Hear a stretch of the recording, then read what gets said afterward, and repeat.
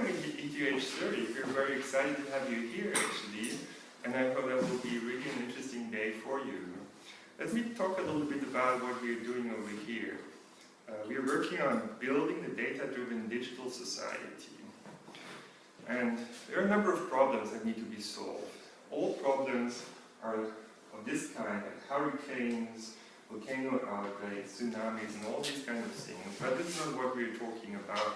We're talking here mainly about man-made problems, such as financial crisis, social and political instabilities, environmental change, organized crime, or also the quick spreading of diseases. With Ebola now has come basically to the attention of everyone that we're still vulnerable. And we must realize that we're living in a new world because these problems have all grown global. And they're very expensive, so we need to understand them better in order to mitigate these problems or even overcome them. And I think that can be done. And for this, we need to understand the reason for these kind of problems. And it has to do with the complexity of these kind of systems. So there are many interactions happening in these kinds of systems. And in some cases, it works out pretty well. Like you see over here, that there's a self-organization of uniform lanes of walking direction, and these different directions are separating from each other automatically, as if there was an invisible hand directing everyone. But unfortunately, it's not always working out like this. And it could happen that a crowd disaster occurs because the density is too high and the self-organized coordination breaks down. We can understand the conditions under which this happens. And here is another example. It's not a difficult task to drive in a circle, but it will turn out that traffic flow will break down spontaneously. Now, if you would talk to people, why is this happening? They would often say, there was a stupid driver in front of me who didn't know how to drive a car. So we now see this terrible traffic jam, and we won't get rid of it for hours. This is a typical situation. Now, in fact, engineers and physicists and mathematicians have worked on this, and they've understood that there is a critical density beyond which the distances become so small that even the slightest perturbations in the speeds and flow would amplify over time. That means the next car is braking a little bit harder to avoid an accident, and then the next one even harder, and that causes a chain reaction. As a result of the chain reaction, we'll have an outcome that nobody wanted, the breakdown of traffic flow. So the desirable state is unstable. And unfortunately, this is a prime example for so many other systems where people are trying to do a good job, are well-skilled, have a lot of information available, and even though they're trying hard, things are getting out of control because the system is designed in the wrong way or operated in the wrong parameter regime. Things are even worse in network systems where a local perturbation can actually mess up the entire system. And we see it over here. These are table tennis balls and mousetraps, and you can see a single local perturbation will mess up the entire system. Now, if that was the world, this would really be bad. I'm sorry, what? How does this illustrate? This illustrates chain reactions. And in fact, even though this is just a symbolic experiment for visualization, actually our financial system works pretty much the same way. So you can see bankruptcies in the United States over time after the failure of Lehman Brothers, and you see hundreds of banks are failing in a way that looks very similar to what I just showed you.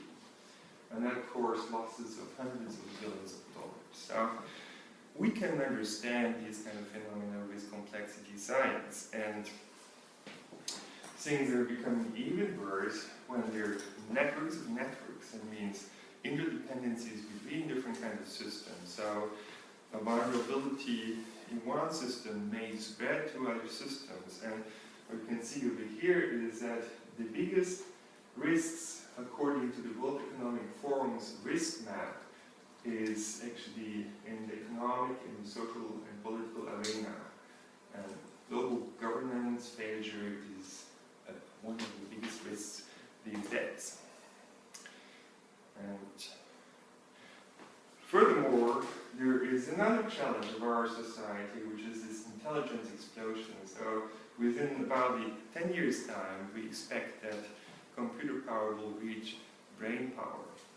And that means a lot of jobs that we have today will be done by computers, by algorithms, by robots. I mean, financial trading is 70% of it is now done by computers. And it's rising. So we're going to see a transformation of this society. We're all coming from an agricultural society now, back in the 1800s. And then the steam engine was invented and the industrial society came up. And later on, public schools were established and the service society came up. So agricultural society started off with about 70 or even more percent of jobs. Now it's 3 to 5%, and you can see what happens in the industrial sector is already going down. It's again losing 50% of jobs. Same thing with the service sector, it's now high, but it's not going down in the next 10, 20 years, and we'll also lose about 50% of jobs. That means the sum of jobs in these three sectors, agriculture, service and industry, will be less than 50%. And so we'll have to create 50% new jobs. And this is in the digital sector. So the digital economy. So is the service sector the secondary industry according to this law, or the tertiary industry? This tertiary. And what is secondary? It's the industry. I see. So blue is agriculture. Right. Brown is industry. Green is service. And red is Red is what? digital. Digital. Yeah. Okay. Thank you. Okay, so there are a lot of problems, and that's why the Future ICT initiative was started. And that was a global initiative getting on board scientists from the natural sciences, engineering sciences, and social sciences. And moreover, it was integrating countries all over the world. So we established these kind of interdisciplinary communities in 25 European countries, in the United States, Japan, China, Singapore, Israel, Australia. And there were more than 2,000 supporters of this project and 300 universities signing up. More than 100 companies were interested in this. A lot of complementary funding. And then for political reasons, most likely the Human Brain Project in graphene came. But anyway, this project was so influential that it not only made it on the cover of Scientific America, it also triggered off big data analytics projects all over the world. That means in China, in Russia, in Japan, and of course Europe as well. And so what was the Future ICT project about? It had a number of core components. And one is the so-called planetary nervous system. That would be a system for real-time measurement and awareness.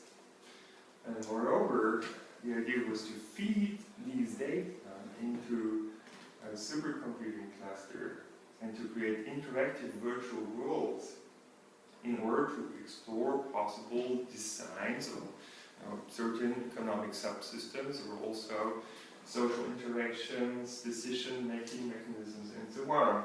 So that means to have something to create and test new socioeconomic and technological mechanisms.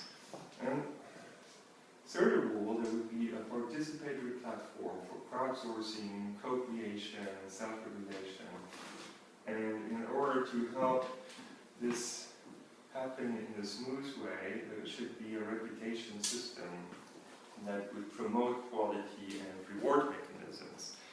Okay, so let's zoom a little bit into this. So how does Future ICT plan to achieve these goals? So the idea is basically to collect a lot of information as it's available already in the internet and as it will be produced by this planetary nervous system to create a picture of our world, to have a digital copy of our world, a mirror world in a sense.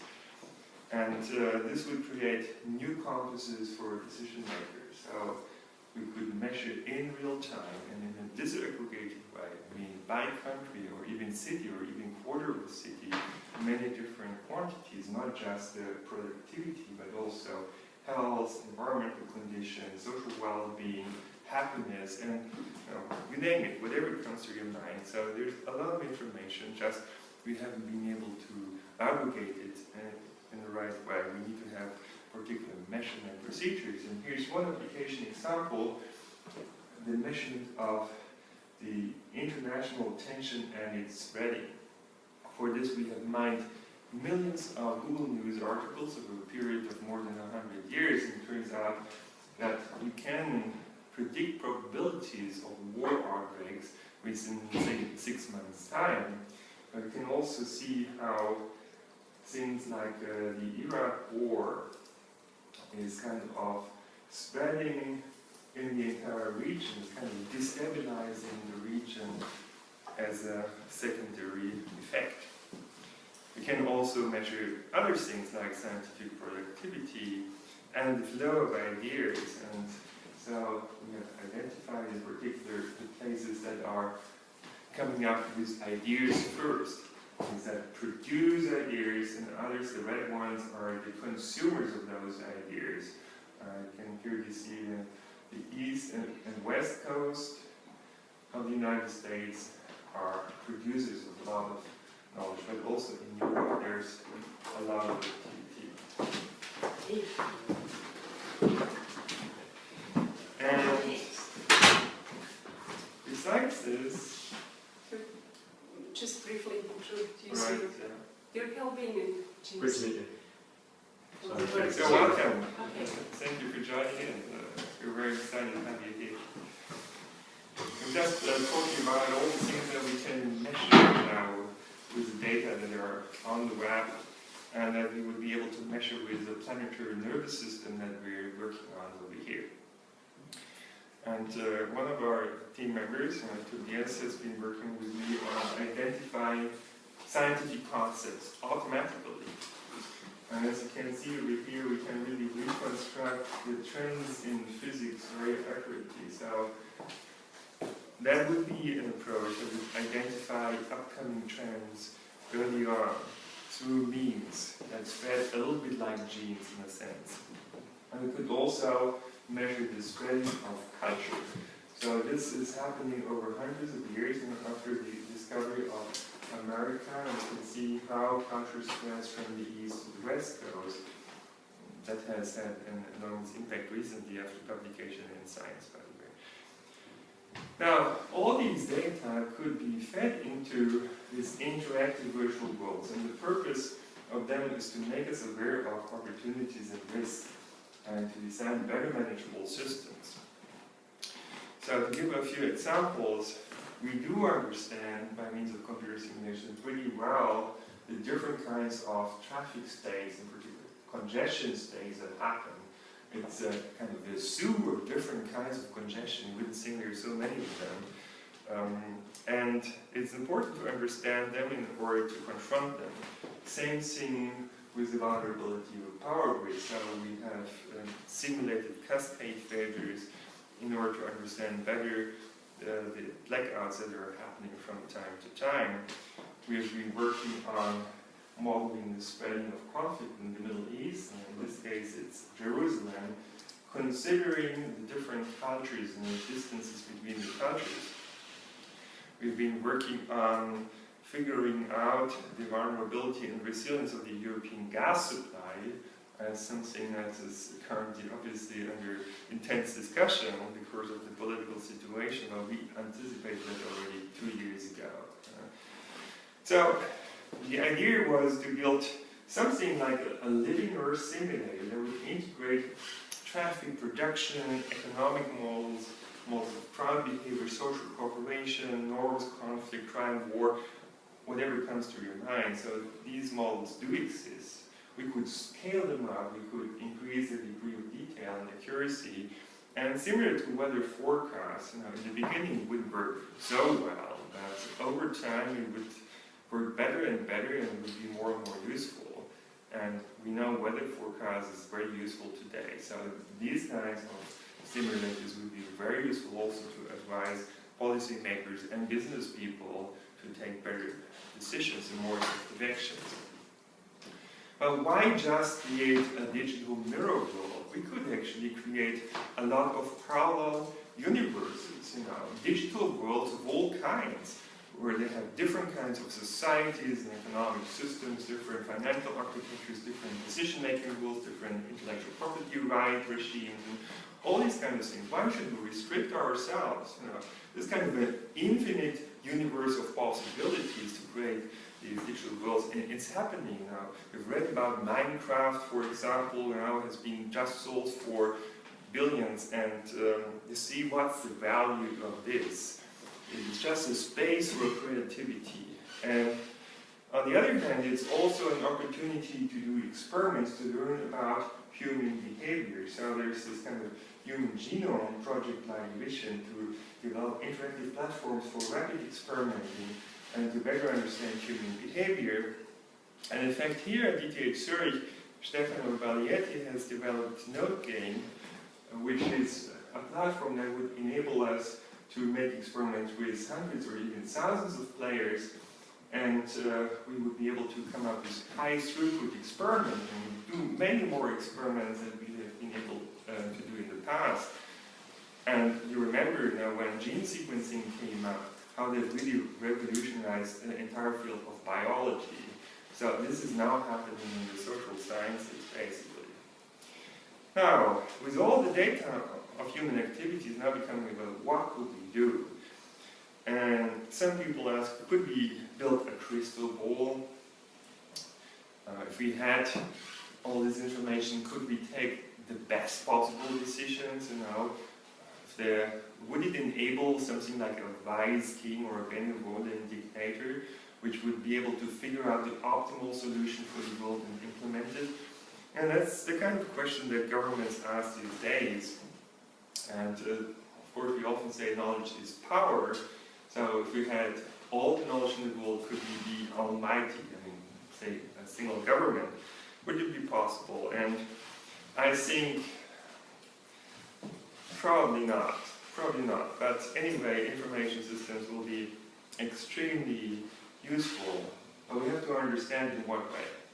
And for this, we need to look into these three different curves.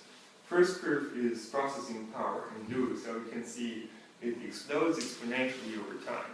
Every 18 months, we have twice as much processing power. But data volume increases even faster. It doubles every 12 months. That means that within just 2 years' time, we produce as much data as in the entire history of humankind. It's just unimaginable. And as a result, we're getting from a situation where we didn't have enough data to take the decisions into a situation where we can take evidence-based decisions using big data. However, note that this gap between the data volume and processing power is opening up more and more. That means we can process less and less of the data, even a shrinking percentage of the data. And that means we tend to pay attention to certain things and overlook other things. For example, many people didn't see the financial crisis coming. Many people didn't see the Arab Spring coming. Many people didn't even see the Islamic State fighters coming until they were in front of the door, more or less. So why is this? Obviously there must have been information about all these things, but we didn't pay attention to them, and this is exactly the problem. So this is a problem that big data doesn't solve. Yeah? Then there is another problem over here, which I'm coming back later, relating to the systemic complexity. But before I go into this, I'd like to point out that we can be better than Google with much less data. So, Google through trends has often been cited as one of the great success stories of big data. But it has recently been criticized that it's actually not as reliable as it should be. And we have taken a completely different path.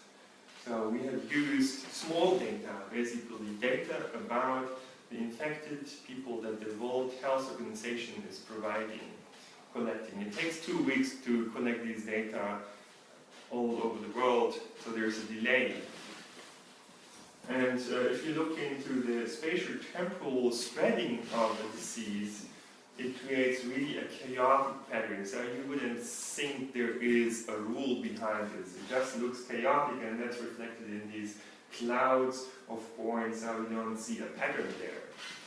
However, if you take into account travel patterns of people between the different airports in the world, then you can construct an effective distance. And so in a sense, Zurich and New York City are closer to each other than Zurich and Lausanne or Zurich and Bern because of this high travel volume. And that means if we take into account this effective dependency based on the travel volumes, then suddenly things become predictable. And there's a straight line, which means that we can understand the pattern. And in fact, it's a circular spreading pattern that appears in this effective distance representation.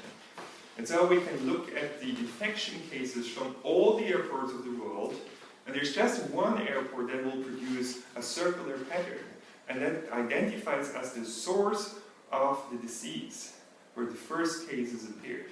Now, once we can identify the source, which is a difficult thing in the beginning, and we have this circular spreading pattern, like you throw a stone into the water and you look at the waves, and we can predict what will be the next cities that would most likely be hit by the flu or by whatever.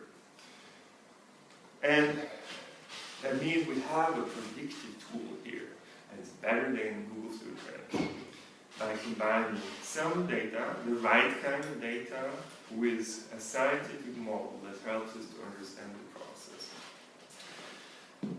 Now, the next thing is systemic complexity. And as we go on networking the world, we create more and more possibilities to create new systems. And that creates a factorial explosion of systemic complexity. And as a result, even all those data and the processing power we'll have will not be enough to optimize these systems in real time. In fact, we'll lose top-down controllability, and we need to have another paradigm, which is distributed control.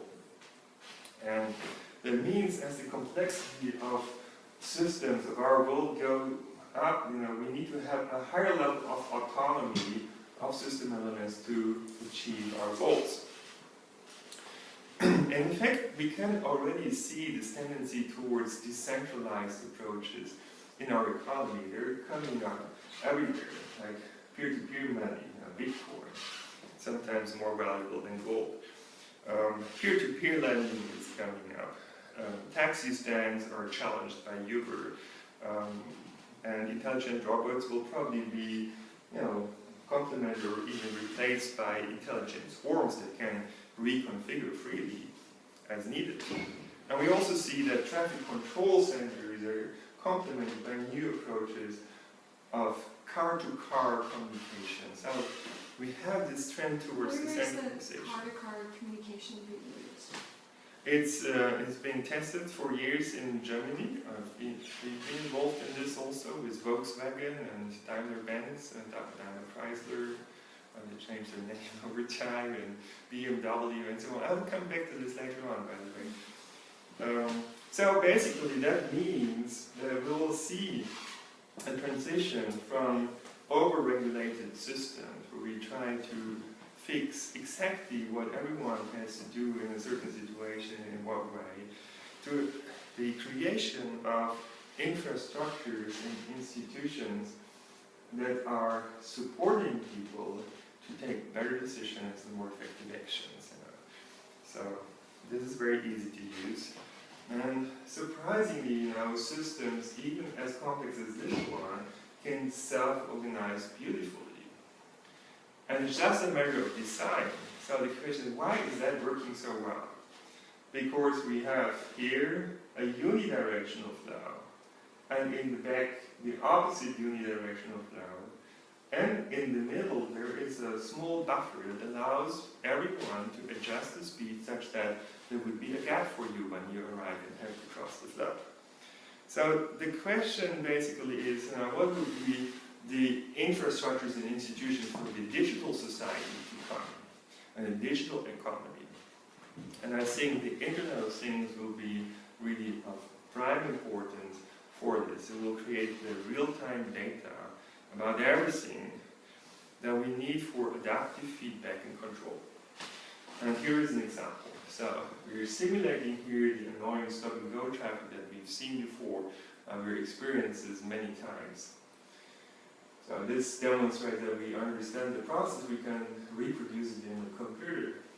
But then eventually we want to get rid of this. And in order to see the reasons for the stop-and-go traffic, we'll turn this car into a helicopter or drone. And we'll see that the reason is actually this island over there. There are a few cars that are trying to squeeze themselves into the freeway that produces small perturbations, but these small perturbations are amplified and cause chain reactions in the sense, and that causes the stop-and-go traffic. Now what we're going to do now, we equip these cars with radar sensors that measure distance and relative velocity, and we let the cars drive in an automatic way. And we did that many years back, like 7 to 10 years back, long before people were talking about Google self-driving cars. What you can see over here now, we managed, based on these local interactions, on mechanism design, as we say, to get rid of the traffic jam. And how did we do that? We changed the interactions in a way that increased slightly the capacity and increased also the stability of the flow. So the interactions is what matters. Here's another example, urban traffic flow. Even more complicated, even more congested. And let's compare 3 different ways of organizing the system. The classical way is basically to have top-down control. I mean, the traffic authority or traffic center is collecting all sorts of data from all over the city, and then it's trying to come up with the best possible solution. Unfortunately, that's a so-called anti-hard optimization problem. I mean, it cannot be done in real time. And the variability of traffic flows is high, so you have to simplify in a sense. But that's in principle the approach of the Benny-Waller dictator. So this traffic control center is trying to come up with the best solution for everyone, and that is going to be implemented. It gives out commands to all the traffic lights, and they will do what the center says. Now here's a different approach, where we assume bottom-up self-organization. Each intersection here is trying to strictly minimize the travel times of all the cars approaching that intersection in the neighboring road sections. So we could call this a homo economicus approach, because every single intersection is strictly doing the optimal thing, but separately from each other. And then there's a third way, which is doing the same thing, but it's also paying attention to what happens to the neighboring intersections. So we could say it's other regarding. If the traffic jam becomes larger than X, then basically we will first clear this queue before we go back to the minimization of travel time. So let's see what are the implications of this. As we increase the utilization of the capacity of the intersection, the traffic volume in other words, we'll see that the queue length of vehicles is increasing. And that's for top-down regulations, so pretty much a linear dependence. How does now the homo economicus, separate optimization, do in comparison? What we see is, oh wow, it's doing much better, much shorter queue lengths. But while the invisible hand seems to work pretty well over here, so there's a perfect coordination between the neighboring intersections, we see that suddenly here at that capacity utilization, queue lengths explode. And that means there is an area where this invisible hand approach fails. And the coordination breaks down. But what we can see is that with this other regarding local self-regulation approach, we can actually be better all the way. That means we can make the invisible hand work with technology. And this is creating beautifully organized, self-organized green waves, as you can see over here. And it's now being implemented in Dresden, and here are results for a pilot study. You can see there are benefits for everyone, for car traffic, for public transport, for pedestrians and cyclists, and for the environment as well. And by the way, travel times become even more predictable. I mean, there are only advantages by going from a top-down to a bottom-up approach. And bottom-up, surprisingly, beats top-down because of the anti-hardness of the optimization process. So I'm sorry, can you go back? Yeah. Just the gray pillar is What they have today. and the blue pillar is, What our approach. and that's with the invisible hand, helping the invisible hand versus Yes, system? we're using technology to make the invisible hand work. And so the question is, can we transfer this principle from technological system to our economy and to our society? Now, could we create self-regulating systems that work and that don't have the problem that there are situations where it breaks down? And I do think we can do this. And actually, the Nobel Prize winner Elinor Ostrom made an empirical study showing that self-governance is efficient given proper design principles. And so the challenge is, what would be these proper design principles? And this is what we need the interactive virtual worlds for, to experiment with new socioeconomic mechanisms. One of those mechanisms that seems to be very helpful for a globalized world is reputation systems. They're spreading like wildfire because they're useful. And in fact, it's good for sellers and for customers. Customers would have more confidence, would get a better service, but sellers could sell their products at a higher price if they have a higher reputation. So this is just good for everyone. But we need to be careful how to design these reputation systems. If we don't do it in the right way, then we'll end up in a filter bubble, and we won't be able to see the world in an unbiased way anymore. So we have to make sure that these recommender systems are pluralistic, that they allow different perspectives and quality criteria, because people are different, they have different tastes and so on. Now, beyond this, we would like to create something like collective intelligence, because the world, as I said, is becoming more and more complex. I mean, we cannot understand it anymore with a single brain or a single supercomputer. Just not possible anymore. That means in order to manage this complexity, we need to connect the intelligence of many people and many computers. And the question is how to do this. Now, again, top-down decision-making would not do the job, because that restricts decisions to the intelligence of a single brain, in a sense. Majority decisions would be better, but it's also not taking on board all the wisdom in the world. So the question is, what would be an approach that would allow us to activate the wisdom of crowds in the best possible way? It's also interesting for social trading, for example, right? I mean, are you managing to create more intelligence by social interactions or disintelligence? That's really the crucial question. It all depends on the social interaction mechanisms. A very interesting example is the Netflix prize. So Netflix has offered $1 million for a team that would be able to improve their prediction of customer tastes by just 10%.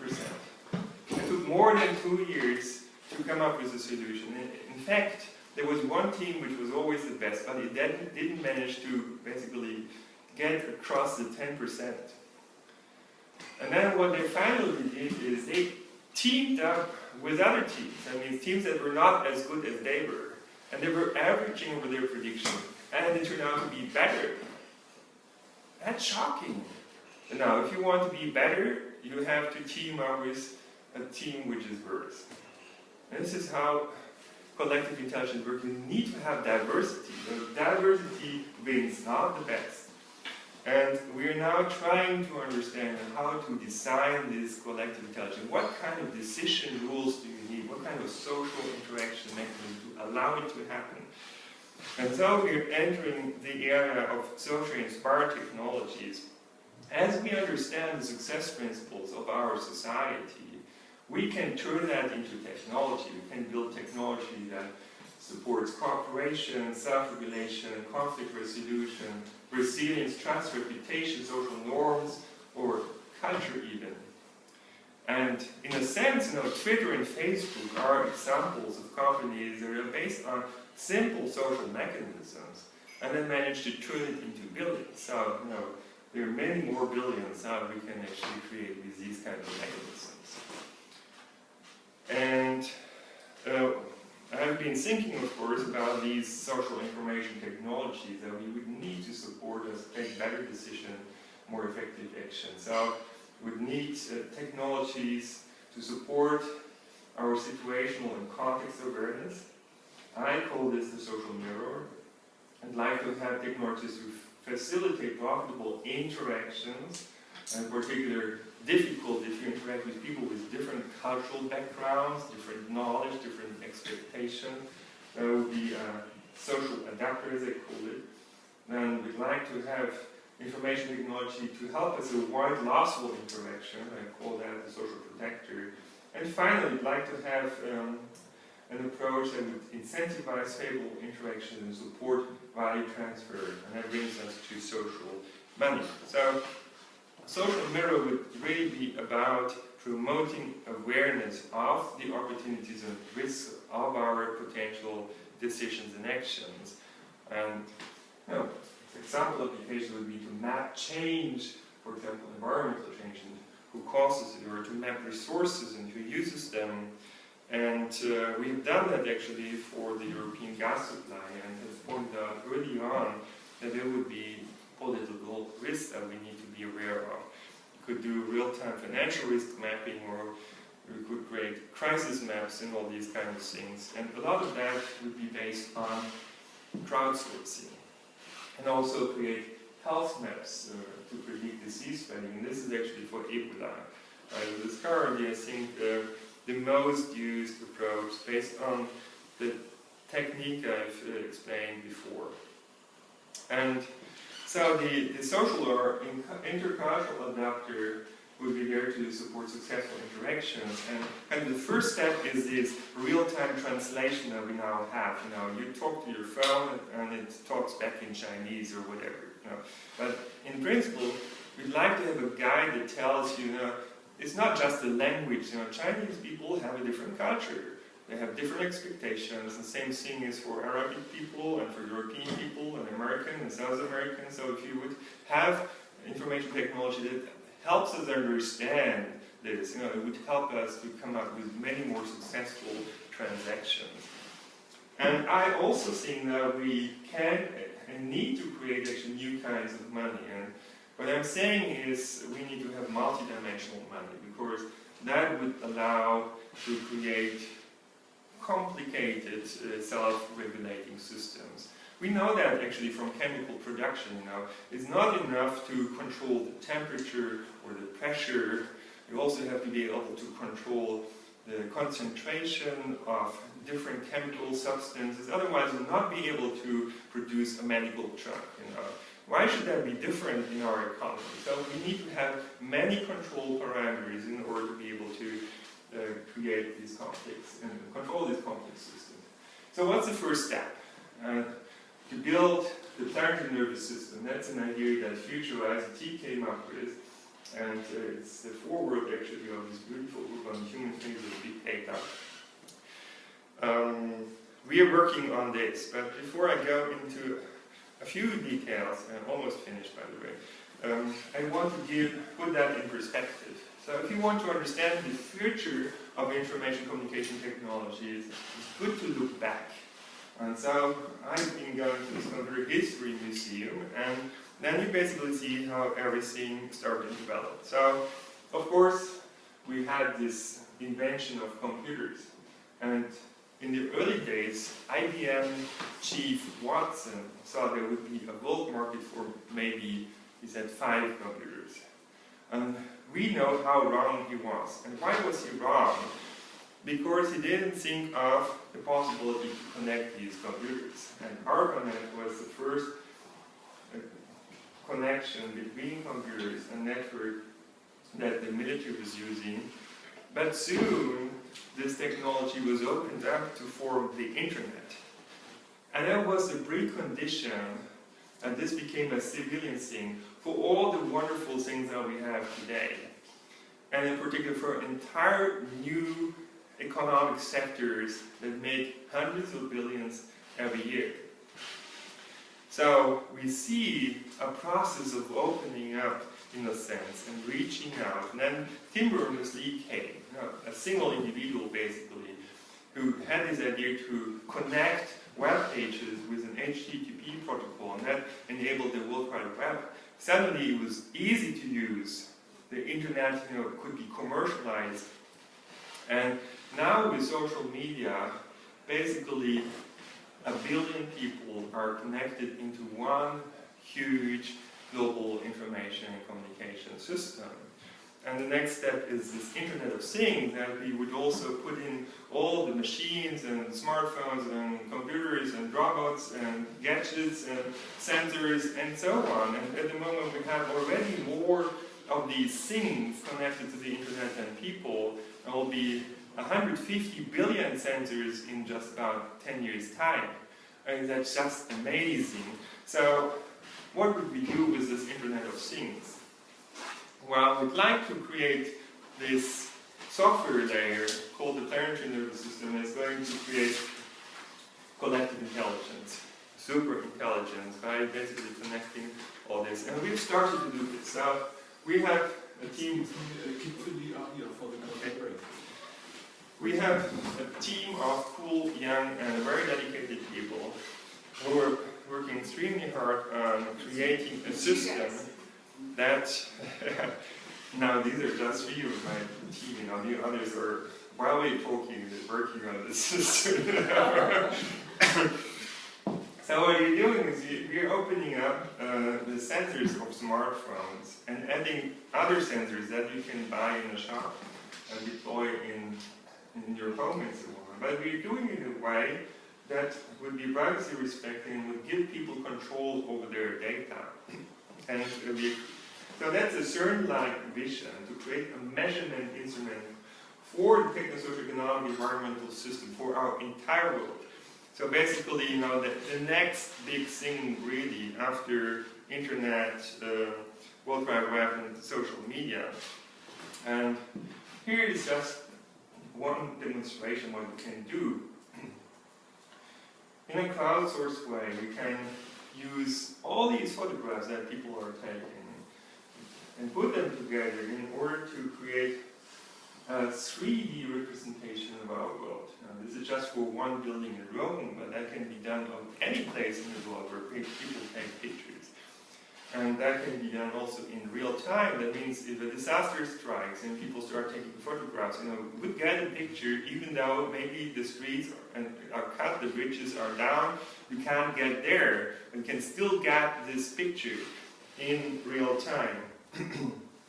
And so we're building a system to enable everyone, business, politics, science, and the citizens. So that will create an information and innovation ecosystem that would enable completely new economic value generation.